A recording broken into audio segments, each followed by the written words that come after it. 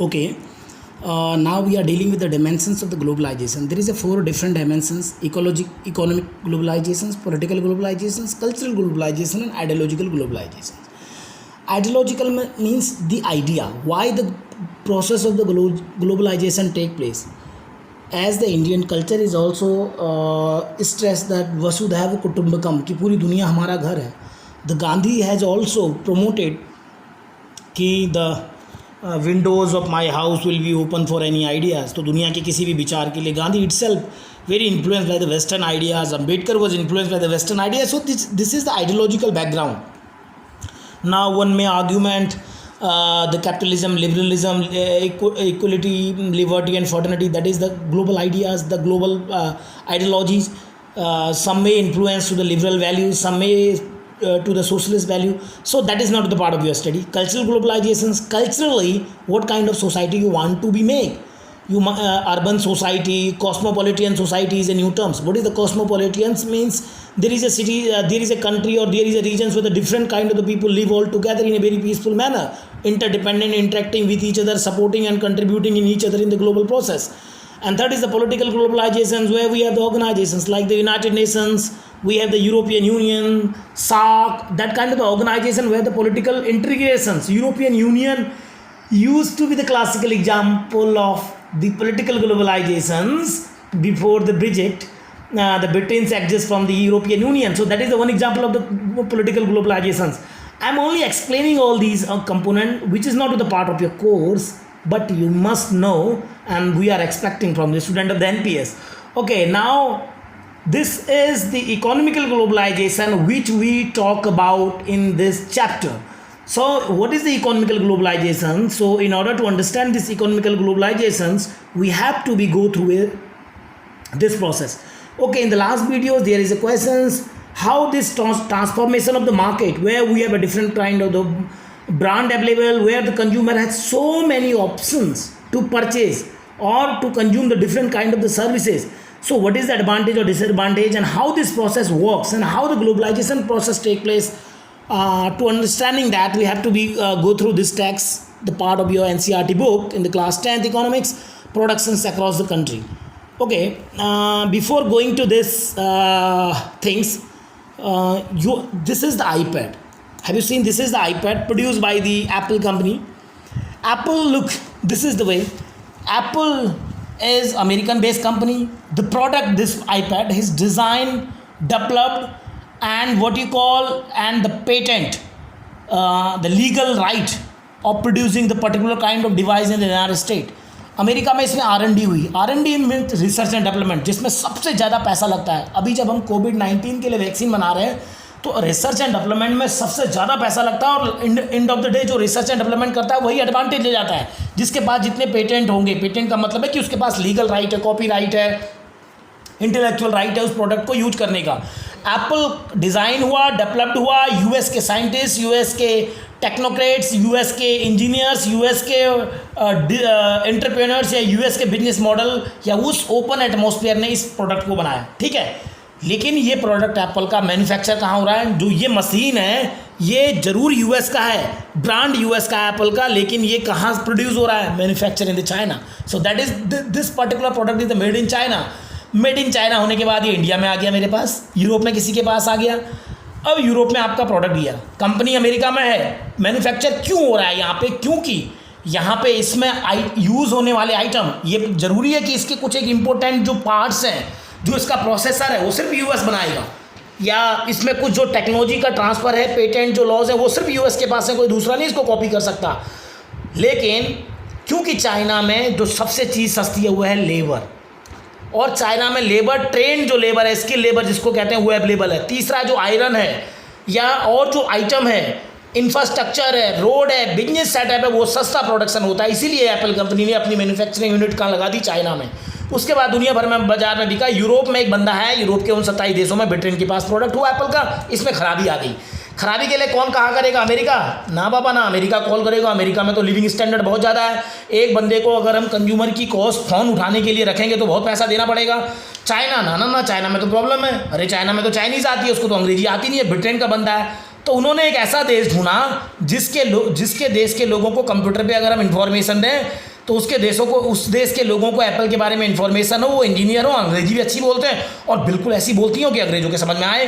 तो जो इंग्लैंड था, ब्रिटेन ने क्या किया, इंडिया में उसको पढ़े लिखे लोग इंजीनियर मिले, ग्रेजुएट्स, अंग्रेजी बहुत अच्छी थी और उनको ट्रेन किया गया। तो जब प्रोडक्ट अमेरिका में प्रोड्यूस हुआ, मैन्युफैक्चर्ड हुआ चाइना में, ब्रिटेन के एक बंदे ने यूज किया, उसको कस्टमर केयर प्रॉब्लम आई तो कॉल कहाँ करता है, वो तो कॉल ये समझ के करता है कि मैं ब्रिटेन में कॉल कर रहा हूँ, कॉल कहाँ जा रही है, इंडिया में।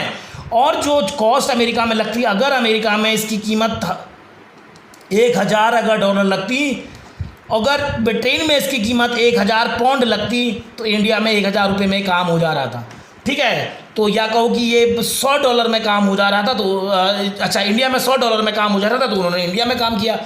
आप देख रहे हो कितना कॉम्प्लिकेटेड प्रोसेस है ये, किसका, ये पूरी मैन्युफैक्चरिंग प्रोसेस है। अब मैं इसको ऐसे समझने की कोशिश करते हैं। Until the middle of the 20th century, 20वीं शताब्दी तक क्या होता था, production was largely organised within the country, production देश के ही अंदर होता था। What cross the boundaries of the countries were raw material. 20वीं शताब्दी में अंग्रेज भारत में आए थे, याद है आपको, भारत से रॉ मटेरियल इंग्लैंड जाता था और इंग्लैंड से प्रोडक्ट फिनिश आता था, लेकिन प्रोडक्शन एक ही देश में होता था, भारत में नहीं होता था। असेंबल प्रोडक्शन ऐसा नहीं हो रहा है। अगर मैं 20th सेंचुरी की बात करूं, इंडिया से यूके में क्या जाता था, रॉ मटेरियल, और यूके से क्या आता था इंडिया में, फिनिश प्रोडक्ट। तो ये ट्रेड होता था 20th सेंचुरी में, ये होता था। लेकिन अब क्या होता है, उस समय trade was the main channel connecting distinct country. This was before the large companies called to the multinational. उसके बाद सीन में एक चीज़ आती है जिसको हम बोलते हैं एमएनसीज, मल्टीनेशनल कंपनीज। क्या होती है मल्टीनेशनल कंपनीज, याद रखना है आपको, MNC is an company that owns और controls production in more than the one nation. जो क्या करती है, जो मालिक होती है, मालिकाना हक होता है या कंट्रोल करती है एक से ज़्यादा देशों में प्रोडक्शन की प्रोसेस को, उसको हम क्या बोलते हैं, उसको हम बोलते हैं एमएनसीज। तो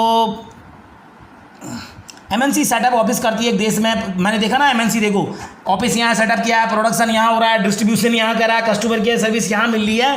और ये क्या करते हैं, this is done so that, ये क्यों करते हैं ऐसा, जिससे कि कॉस्ट ऑफ प्रोडक्शन कम हो जाए, चीज़ें सस्ती पैदा हो जाएँ।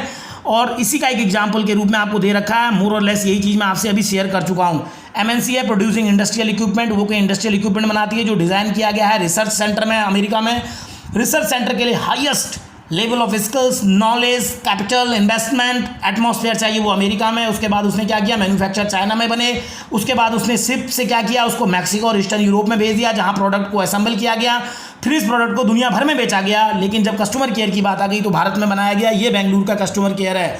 अगर आप, मैंने पहले भी बताया था, अगर आप द वाइट टाइगर पढ़ेंगे तो उसमें दिखाया गया है कि कैसे चाइना के राष्ट्रपति को एक कॉल सेंटर में बैठा हुआ बंदा एक लेटर लिखता है। तो बेंगलुरु एक तरह से यूएस के प्रेसिडेंशियल डिबेट में, डिस्कशंस में बेंगलुरु का नाम आता था कि बेंगलुरु हमारे जॉब छीन रहा है। ये कॉल सेंटर है Bengaluru, equipped with the telecom facilities and access to the internet to provide information and support to the customer abroad. तो ये इंडिया के कस्टमर को नहीं डील कर रहे हैं, उनके सॉफ्टवेयर में सारी की सारी इन्फॉर्मेशन है।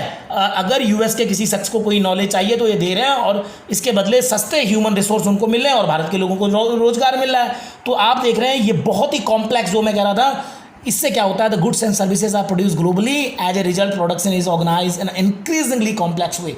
क्यों किया गया प्रोडक्शन कॉम्प्लेक्स, अभी इसके बारे में हम बात करेंगे। जैसे मैंने आपसे कहा, चाइना को एडवांटेज मिला क्योंकि चीप मैन्युफैक्चर था चाइना। मैक्सिको, ईस्टर्न यूरोप क्या हुआ, क्योंकि वहाँ पे अगर आप ईस्टर्न यूरोप में बनाएंगे, यूक्रेन में बनाएंगे, आप पोलैंड में बनाएंगे तो उसके बगल में दुनिया का सबसे बड़ा कंज्यूम करने वाला मार्केट यूरोप है। अगर आप मैक्सिको में बनाएंगे तो उसके बगल में क्या है, यूएस है।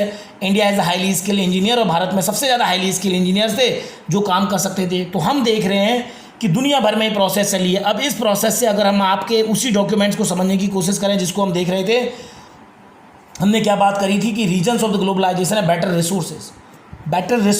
China has United States has a better research and development. They have the better engineer, they have a better technocrat. But in the China has the better human skills, better infrastructure, cheap kind of the labor. And India has a better trained engineer graduate are very fluent in the language. So better resources जहाँ होंगे आप utilise करोगे। अगर आप देखिए, आप Nike की T shirt या आप एडिडास का कोई प्रोडक्ट बना रहे हैं, यूएस का प्रोडक्शंस है, यूएस की कंपनीज है, लेकिन बन रहा है पटियाला में, बन रहा है बांग्लादेश के चिटगांव में। ठीक है, क्यों? जहां आपको सस्ता प्रोडक्शन मिलेगा आप वहां जाएंगे। दूसरा, आपके पास है low cost of production. Production की कॉस्ट बहुत सस्ती है, ये भी देखो हमें मक्खी परेशान कर रही है। प्रोडक्शन की कॉस्ट बहुत सस्ती है, तो आप वहाँ जाएंगे।